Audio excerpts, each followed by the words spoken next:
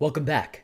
As the next couple of changes, let's create a main transaction pool and allow transactions to be created through the API. That way, one, whenever someone wants to send currency, all they're going to have to do is make a post request. And two, whenever the transaction is created, that transaction will be added to the growing transaction pool for the application. So first up, we're going to head to the main index.js file for the application. And to begin, we want to require our new transaction pool class. So let's get the transaction pool class by requiring it from the wallet/transaction pool file. So it's the result of requiring from wallet/transaction pool. And then right after our pub sub, or rather right after our blockchain, we're going to make the local transaction pool for the application, which is going to be an instance of the transaction pool class. And we need that new keyword in order to make a transaction pool. Cool. So now we have a main transaction pool for the application. The other object that we've yet to create an instance for the overall application is the actual wallet. So let's make sure to require the wallet from the main wallet/index.js file as well. And index is used by default. Let's also make the wallet right after the main transaction pool. Great. That way, anytime we need to create a transaction, well, we can use the wallet.createTransaction method. Nice. So let's support making transactions through the API. To conduct a transaction, we're going to enable a new post request called API/transact. Now, creating a transaction is an action. So using a verb to signify this, like generate transaction or conduct transaction or make transaction, is more appropriate than a noun like transaction itself. Now, generate transaction and conduct transaction are rather long names, so having the endpoint as transact feels the most appropriate. This is going to be a post request, just like the MIME request, but then this time, the endpoint is going to be API/transact. All right, cool. The second parameter is a callback function, which has the familiar rec and res parameters itself. All right, nice. To create a transaction, we're going to need an amount and a recipient. So we'll require both of those values to be passed over the request body. So let's destructure the amount and the recipient from the request body. And this allows us to make a transaction. Let's make a transaction local variable, and this is the result of calling wallet.createTransaction, so that way we're using the local wallet for this actual application. And we're going to pass in the recipient value as well as the specified amount. Nice.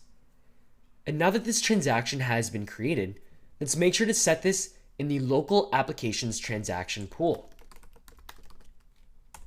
So we'll call transaction pool.setTransaction, and we're going to pass in the generated transaction object. And now for debugging purposes, let's add a console.log of the transaction pool after a message that also says transaction pool. Finally, this request should include a response. In this case, let's respond back to the requester with a JSON field. So this is going to be an object that consists of some data to respond with. And in this case, let's respond with the transaction itself, included in an overall JSON object. Awesome. So this completes the new API/transact method. To review, this is going to be a post request that allows the requester to officially conduct a transaction using their application's wallet. And in this request, they're going to specify the recipient and an amount in the request body. Once a transaction has been created, well, it's going to be set in the transaction pool. And then finally, the response is a JSON object, including that transaction. Okay, let's try this whole thing out by starting up the application with the dev command. Feel free to kill the tests if you have them going. And then fire npm run dev. If all goes well, it'll be listening at localhost 3000. Now to configure this new post request, we're going to open up Postman. So go ahead and open up the Postman application. And we want to send a new post request. So configure post, and this is going to be at HTTP localhost API localhost 3000 API transact. This post request needs a body field in the form of raw JSON application JSON. And then this should have a recipient specified. Now you need double quotes. So how about a recipient of foo? And then an amount. So how about 75, since that should be valid for the wallet. Cool. Now another thing to check is that the headers field is properly set, in which case it needs a key of content type with a value of application/JSON. Excellent. Now once you have the recipient and the amount properly specified, go ahead and click that giant send button. And as you do, in the body, well, you should see that there is now a transaction with its own ID, its output map, and the input. Very cool. Now we see that foo is the recipient indeed, and that this wallet with the same address has the remaining balance of 1000 minus 75. And that's if you use 75 as the recipient amount value, of course. Cool, so we're now creating a new transaction using the API. Now, what happens when we send the request but with a new recipient? So as we send this, we get a response, and overall it seems to work. However, the output map only contains the amount for the newest recipient. That's strange. We should have expected that this recipient got updated with even more output, and as well the remaining balance should have been subtracted from. After all, we're specifying the same transaction over again.